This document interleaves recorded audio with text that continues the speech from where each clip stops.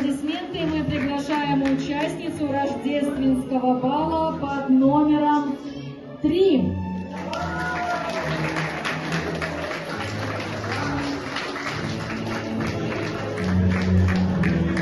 Для награждения короля и королевы бала мы приглашаем Ирину Николаевну Змачинскую, начальника управления по образованию и спорту Червинского районного исполнительного комитета. Давайте еще раз бурными Титул аплодисментами. королевы 4-го районного рождественского бала получает Алиса Шедловская, учащаяся средняя школа номер 2 городского поселка Смиловичи. Титул короля 4-го районного рождественского бала получает Кирилл Единович, учащийся Запольской средней школы Червинского района. Аплодисменты, друзья, бурные аплодисменты.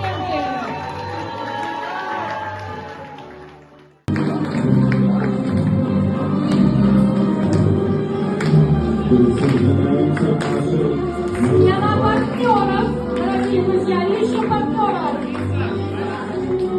Дама выбирает королев.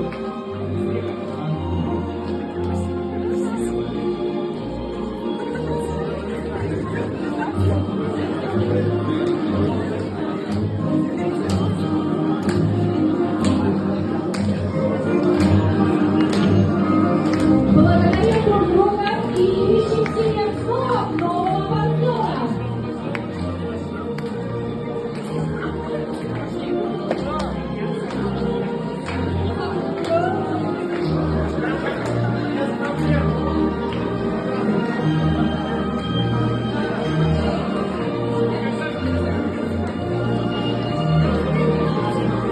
Друзья, и снова смена партнеров.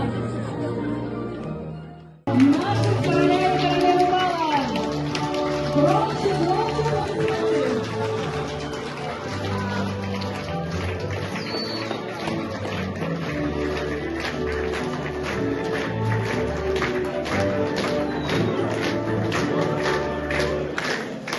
Мы просим пройти наших короля и королевы бала в центр нашего зала. Ну и так как уже говорила, что бал наш традиционный, наверное, все помнят, знают игру «Снежный ком». Помните ее? Это когда одна пара начинает танцевать, а потом разъединяются и приглашают к себе другого партнера. И так во всем нашем зале весь зал будет танцевать. Поэтому